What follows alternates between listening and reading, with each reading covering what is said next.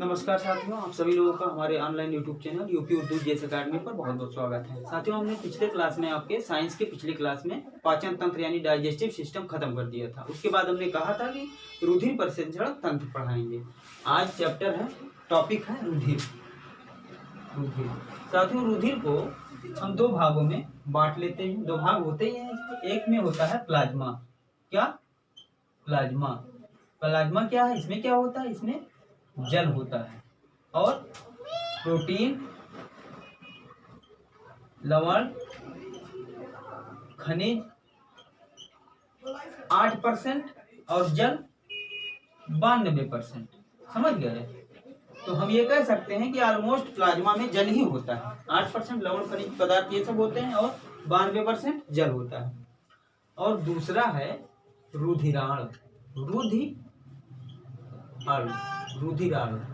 रुधिराणु में क्या क्या होता है? देखिए, RBC, WBC और प्लेटलेट्स।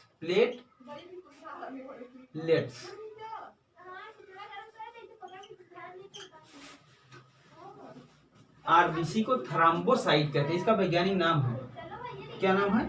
इरिथ्रोसाइट।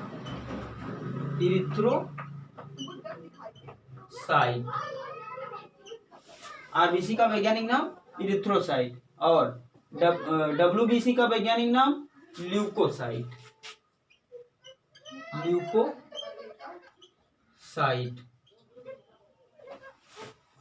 और प्लेटलेट्स को थ्रोम्बोसाइट।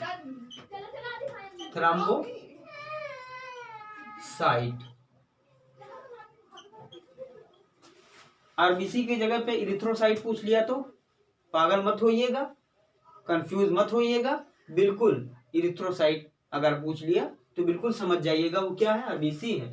WBC के स्थान पर ल्यूकोसाइट कह दिया तो बिल्कुल न भ्रमित होइएगा, तो जान लीजिएगा कि ल्यूकोसाइट ही WBC है। थ्रोम्बोसाइट कह दिया तो बिल्कुल जान लीजिएगा कि प्लेटलेट्स के बारे में बात हो रही है। तो हम यहां से शुरू करते हैं, RBC के बारे में बताते हैं। लिखिए पॉइंट बना बना के ऐसे। पहले पॉइंट में लिखिए RBC का जीवन काल। RBC का जीवन काल कितना होता है? 120 दिन। कई बार बहुत ही आयोग का मनपसंद क्वेश्चन है कि RBC का जीवन काल कितना होता है, तो 120 दिन होता है। RBC का जीवन काल 120 दिन होता है। लिख लीजिए, नोट्स बना लीजिए। दूसरे पॉइंट में लिखिए प्रतिघन क्षेत्रफल में लगभग प्रतिघन क्षेत्रफल में लगभग 45 से 50 लाख प्रतिघन क्षेत्रफल में लगभग 45 से 50 लाख RBC होता है। ठीक, ब्लैक वाला ले लें। 45 से 50 लाख RBC होता है, नोट कर लीजिए। उसके बाद अगला पॉइंट,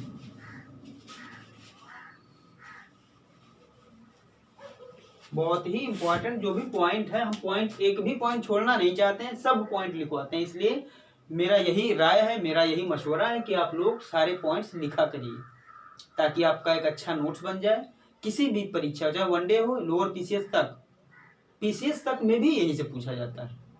उसमें थोड़ा रूप क्वेश्चन का अलग होता है, लेकिन पूछा यही सब जाता है। वनडे एग्जाम में थोड़ा आसान शब्दों में पूछा जाता है, एक लाइन में। तो 2 पॉइंट हमने लिखाया कि प्रति घन सेंटीमीटर में लगभग 45 से 50 लाख RBC पाई जाती है। काम क्या है? यह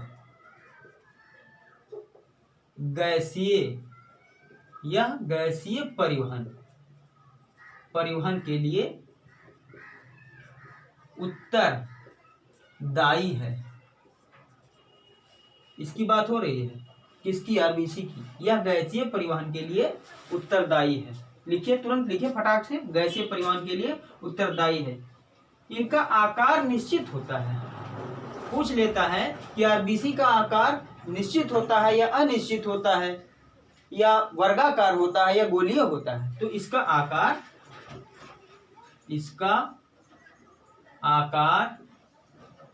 निश्चित होता है। कैसा होता है? गोलाभीय। किस आकार का होता है? गोलाभीय आकार का।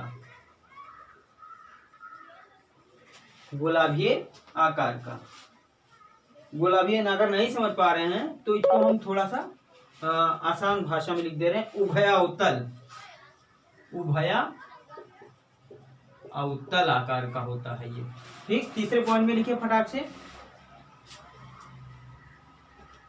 नवजात आरबीसी में, क्योंकि आरबीसी जैसे जैसे पुरानी होती जाती है, हमने कहा ना कि इसका जीवन काल 120 दिन होता है, तो जैसे जैसे पुरानी होती जाती है, 120 दिन क्रॉस करती है, तुरंत मर जाती है, तो नया नया आरबीसी बनता रहता है। तो नवजात आरबीसी मतलब एकदम नया नवेला जो आरबीसी होता है, उसमें देखिए क्या होता है कि नवजात आरबीसी में केंद्रक उपस्थित होता है। नवजात आरबीसी में केंद्रक उपस्थित होता है। पूछ लिया जाता है क्वेश्चन में कि आरबीसी में केंद्रक होता है कि नहीं होता है, तो नवजात आरबीसी में केंद्रक होता है, जबकि नवजात आरबीसी में केंद्रक होता है, जबकि जो परिपक्व आरबीसी हो जाता है, जो परिपक्व आरबीसी होता है, जो परिपक्व आरबीसी में क्या होता है? केंद्रक नहीं होता। एक एक चीज लिखिए। नवजात आरबीसी में केंद्रक उपस्थित होता है, लेकिन वही आरबीसी जब परिपक्व हो जाता है तो उसमें केंद्रक खत्म हो जाता है। यानी कि परिपक्व आरबीसी में, इसीलिए ये क्वेश्चन में आता है आपको उलझाने के लिए, कंफ्यूजन पैदा करने के लिए, कि नवजात आरबीसी में ही केंद्रक होता है जबकि परिपक्व आरबीसी में केंद्रक नहीं होता। अगला पॉइंट,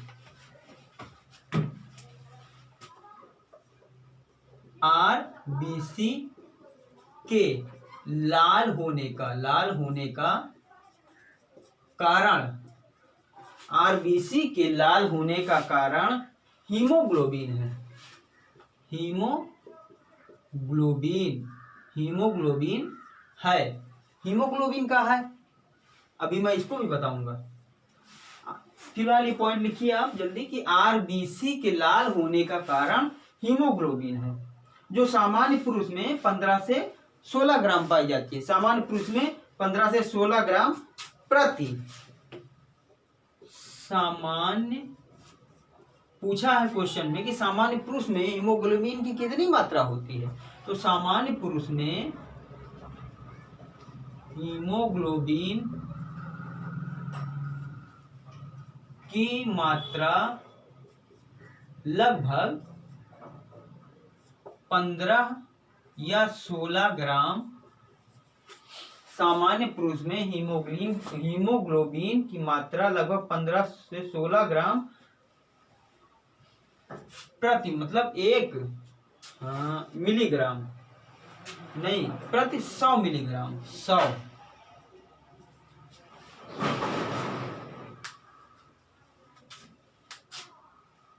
यहां हम लिख दे रहे हैं साफ साफ।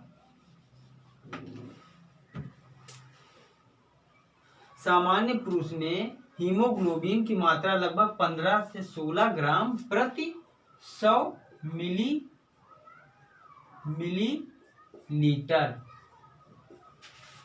100 मिलीलीटर मतलब 100 मिलीलीटर में 15 से 16 ग्राम हीमोग्लोबिन की मात्रा होनी चाहिए। ये सामान्य पुरुष की बात हो रही है। इसके बाद महिला में बताऊंगा कि महिला में कितना होना चाहिए। तो पुरुष में, सामान्य पुरुष में हीमोग्लोबिन की मात्रा लगभग 15 से 16 ग्राम प्रति 100 मिलीलीटर होनी चाहिए। यही दूसरा पॉइंट लिख लीजिए।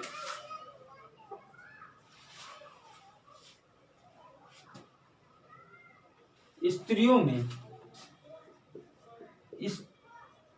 में लगभग हम मुंह से भी बोला कर रहे हैं कि अगर इसमें न जान पाए तो हम जो बोल रहे हैं उसमें स्त्री, और कई बार बोलते हैं, स्त्रियों में लगभग 13 ग्राम, कितना, 13 ग्राम प्रति 100 मिलीलीटर होनी चाहिए। ये या 14 भी हो सकता है, 14 ग्राम, 13 या 14 ग्राम, यहाँ 15 या 16 ग्राम था सामान्य पुरुष में, और सामान्य स्त्रियों में लगभग 13 या 14 ग्राम प्रति 100 मिलीलीटर, प्रति 100 मिलीलीटर, ये ध्यान में रखिएगा, प्रति 100 मिलीलीटर दोनों में हम बता दिए। उसके बाद अब हीमोग्लोबिन क्या है ये जान लीजिए। इसको हटा के हम लिखते हैं हीमोग्लोबिन।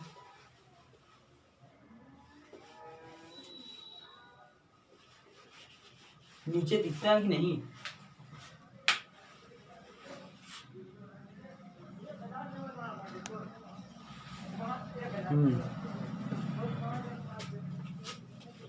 हीमोग्लोबिन क्या है? हीमोग्लोबिन ये क्या है? हीमोग्लोबिन इसमें जो है दो चीजों का मिक्सचर है, हीम का और ग्लोबिन का। हीम और ग्लोबिन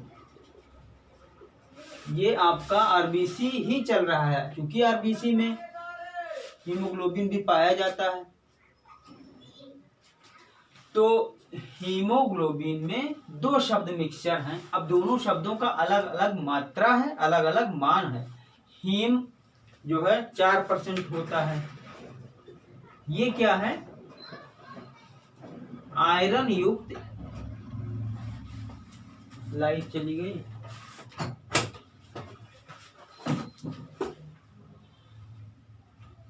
हाँ दिख रहा है साथियों, ये आयरन युक्त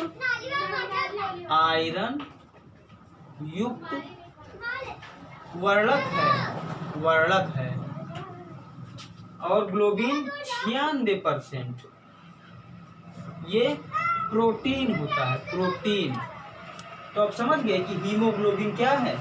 हीम 4% है जो आयरन युक्त वर्णक है, और ग्लोबिन 96% है जो प्रोटीन युक्त है, प्रोटीन युक्त है। तो ये हीमोग्लोबिन की छोटी सी परिभाषा। हाँ, तो हम कह रहे थे कि हीमोग्लोबिन में 4% हीम और ग्लोबिन 96% होता है। और इसमें जरूरी चीज ये है कि आरबीसी का जीवन काल 120 दिन होता है, हमने शुरू में ही बताया। उसके बाद आरबीसी का जीवन 120 दिन होता है। उसके बाद में आरबीसी मरने के बाद ये बहुत ही इंपॉर्टेंट लाइन है जो मैं लिखने जा रहा हूँ, बहुत ही इंपॉर्टेंट लाइन है जो मैं लिखने जा रहा हूँ। इसको जरूर याद कीजिएगा, नोट बनाइएगा। मरने के बाद आरबीसी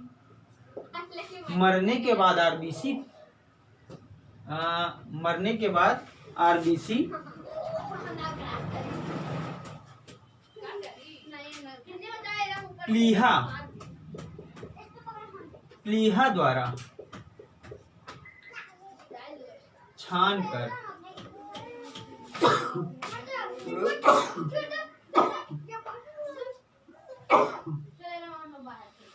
सॉरी साथियों, प्लीहा द्वारा छानकर अलग किया जाता है, अलग किया जाता है। ये बहुत इंपॉर्टेंट लाइन है। प्लीहा को दूसरा लाइन, ये दोनों मोस्ट इंपॉर्टेंट है, मोस्ट। क्वेश्चन में कई बार आया है, कई बार अनेकों बार आया है। मरने के बाद आरबीसी प्लीहा द्वारा छानकर अलग किया जाता है, और प्लीहा को आरबीसी का कब्रगाह, क्या कब्रगाह कहते हैं। तो ये दोनों मोस्ट इंपॉर्टेंट लाइन है, ये दोनों कई बार परीक्षा में आया है। जैसे आयोग का बिल्कुल फेवरेट क्वेश्चन है कि मरने के बाद आरबीसी किसके द्वारा छानी जाती है? प्लीहा द्वारा। और प्लीहा को आरबीसी का क्या कहते हैं? आरबीसी का कब्रगाह कहते हैं प्लीहा को। तो यहाँ तक आपका आरबीसी हो गया खत्म। अब हम शुरू करेंगे डब्ल्यूबीसी। इस पे आते हैं डब्ल्यूबीसी। तो कल की क्लास में हम डब्ल्यूबीसी और प्लेटलेट्स दोनों बताएंगे साथ में। लाइट चली गई है, थोड़ा सा डिस्टरबेंस हो गया है क्लास का, लेकिन फिर भी आप सभी लोगों का मेरे साथ अंत तक जुड़ने के लिए बहुत बहुत धन्यवाद। और आप सभी लोग नोट्स बनाते रहें, सब्सक्राइब करते रहें, शेयर करते रहें और लाइक करते रहें। बहुत बहुत धन्यवाद साथियों।